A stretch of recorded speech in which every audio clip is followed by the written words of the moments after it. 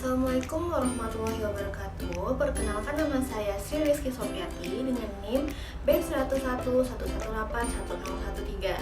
Di sini saya akan membahas soal pada bagian paket C.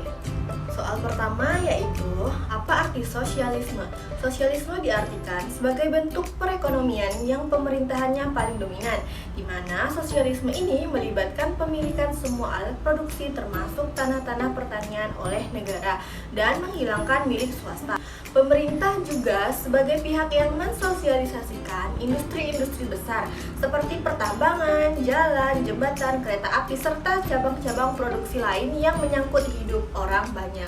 Kemudian, nomor 7 yaitu sebutkan dan jelaskan perbedaan antara sosialisme dan komunisme. Dilihat dari produktivitasnya, dalam sosialisme produktivitasnya itu masih rendah dan kebutuhan materi belum dapat terpenuhi secara cukup. Sedangkan komunisme produktivitasnya itu sudah tinggi sehingga semua kebutuhan materi sudah diproduksi secara cukup. Kemudian dilihat dari hakikat manusia sebagai produsen. Dalam sosialisme, manusia belum cukup menyesuaikan diri sehingga menjadikan kerja sebagai hakikat dan masih mementingkan insentif materi untuk bekerja. Sedangkan komunisme, kerja sudah menjadi hakikat kewajiban sehingga semua pekerjaan dilakukan dengan sukarela tanpa terlalu mengharapkan upah yang hanya merupakan produk sampingan dari kerja. Kemudian dilihat dari pembagian pendapatan. Dalam sosialisme berlaku prinsip dari masing-masing menurut kemampuan kepada masing-masing sesuai dengan usahanya.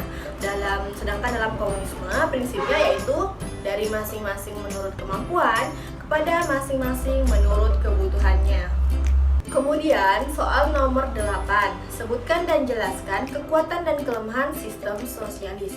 Dari sisi kekuatannya yaitu, pertama, pemerintah bertanggung jawab sepenuhnya terhadap suatu perekonomian. Yang kedua, pemerintah bebas dalam menentukan barang atau jasa sesuai dengan kebutuhan masyarakat.